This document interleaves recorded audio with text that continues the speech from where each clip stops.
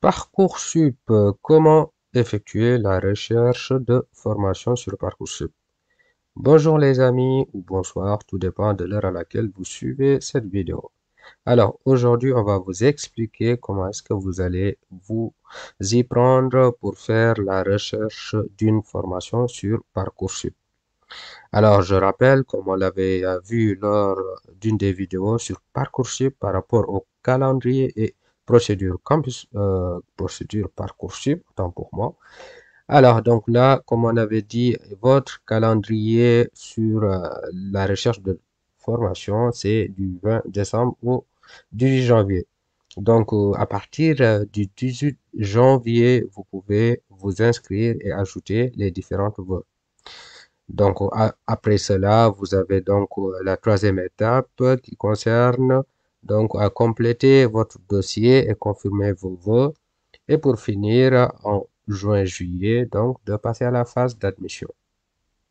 Alors, je rappelle une chose. Donc là, toi qui es en terminale, voilà, qui va bientôt être bachelier, donc Parcoursup te concerne. Toi également voilà, qui est en L1 et qui souhaite candidater à une première année, Parcoursup aussi te concerne. Toi aussi qui est en L2, bon, on va pas dire en L2, toi qui est diplômé d'un BTS, tu peux également aussi tenter la procédure Parcoursup. Parcoursup, c'est pour une admission en première année. OK?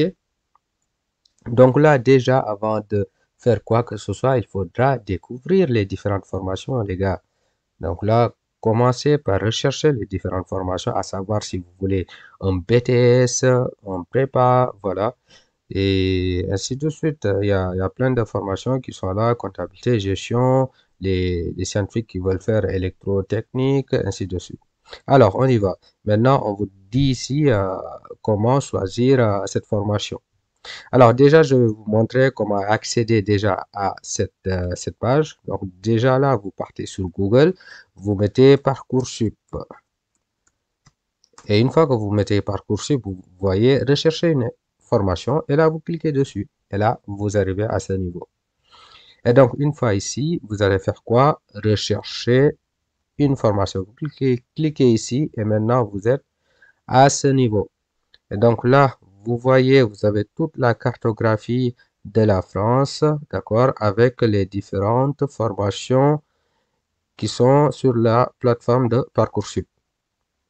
Donc là, vous avez les différents établissements, la liste, ça, ce sont des établissements. Et là, à gauche, vous avez donc du coup, là, les différents filtres, ok? Donc là aussi, vous avez donc la recherche d'une formation, comme par exemple, vous pouvez dire BTS audiovisuel en Normandie, licence droit à Toulouse, BUT en informatique, voilà. Tout ça, vous pouvez rechercher. Mais moi, je vous suggère, étant donné que là, au niveau des filtres, vous candidatez pour des formations publiques, on est d'accord? Cliquez sur public déjà. Là, on vous parle d'apprentissage. Sur l'apprentissage, je vous précise, les amis, en tant qu'étudiant hors de l'Union européenne, d'accord? Donc, c'est-à-dire étudiant étranger. Donc là, vous ne pouvez pas faire l'apprentissage dès votre première année. C'est impossible. Donc, dans ce cas de figure, vous allez cliquer ici, formation hors apprentissage. Comme ça limite vraiment les recherches au niveau des établissements. Et maintenant là, selon le type de formation auquel vous voulez postuler, vous allez donc cliquer si c'est un BTS, voilà, si c'est un CMI, cursus master en ingénierie, voilà, CPGE, classe préparatoire aux grandes écoles, la DCG, diplôme comptabilité et gestion, voilà. Donc, vous avez toutes les différentes formations qui sont là. Maintenant, admettons que vous cherchez, comme par exemple, euh, classe prépa, vous cliquez sur prépa. Et donc là, le filtre, ça vous sort toutes les formations auxquelles vous pouvez accéder. Et je rappelle aussi que les formations de prépa s'effectuent dans des lycées, ok? C'est pas à la fac que vous faites la prépa, ok?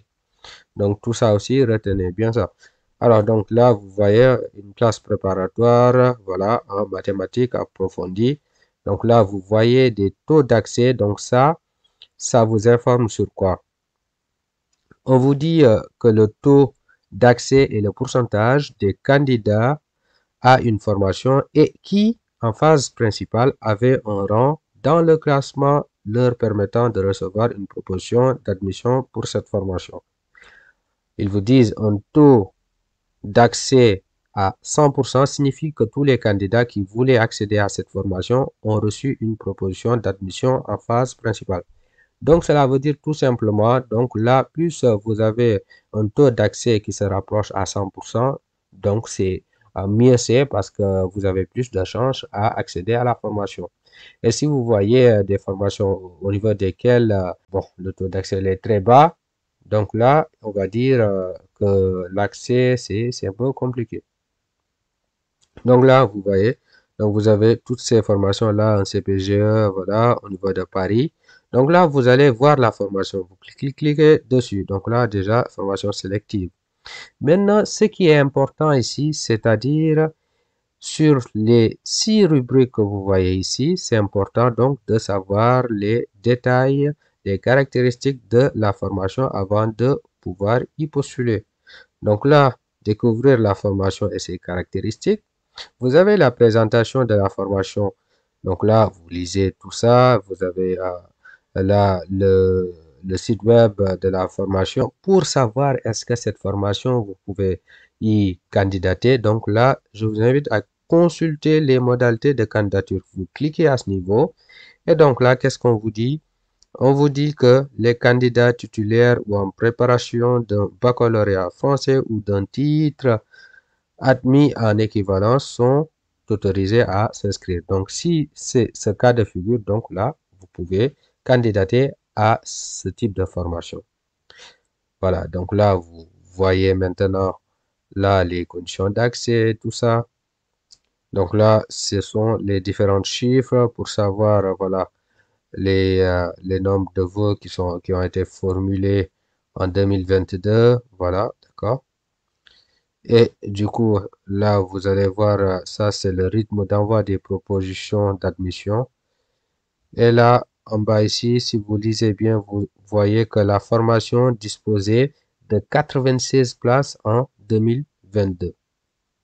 Donc là, vous voyez, donc là, il y avait vraiment largement de place dans ce type de formation pour accueillir les étudiants.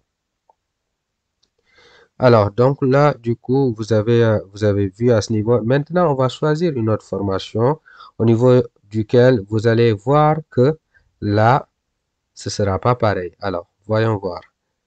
Donc là, par exemple, on va chercher, voilà, là, c'était des classes prépa.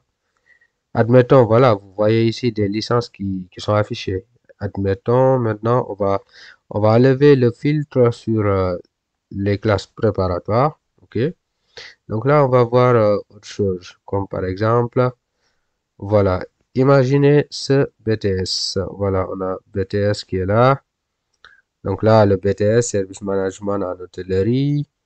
Admettons voilà, qu'on essaie de voir la formation. Et ensuite, maintenant, vous allez voir les conditions, voilà, de candidature. Donc là, ils vous disent quoi? Seuls les candidats scolarisés dans les séries de terminale ci-dessous ou titulaires d'un baccalauréat de ces séries sont autorisés à s'inscrire. Donc là, il faut avoir donc voilà un baccalauréat par rapport à ces différentes séries, d'accord? Alors maintenant, voyons parce que là il y a voilà une formation auquel je veux que vous le voyez comme ça vous allez comprendre avant de pouvoir postuler à des formations, ok? Donc là, voyons master en ingénierie, cursus master en ingénierie. Alors là, comme par exemple, on va prendre celui-là. Université de Cergy-Pontoise, c'est un cursus master en ingénierie électronique, énergie électrique, automatique, ok? Alors, on va voir ça. Donc là, dans ce cas de figure, vous voyez que, ok, c'est une formation pour les scientifiques, ok. Donc là, présentation de la formation. Donc vous pouvez trouver donc toutes les informations relatives à la formation.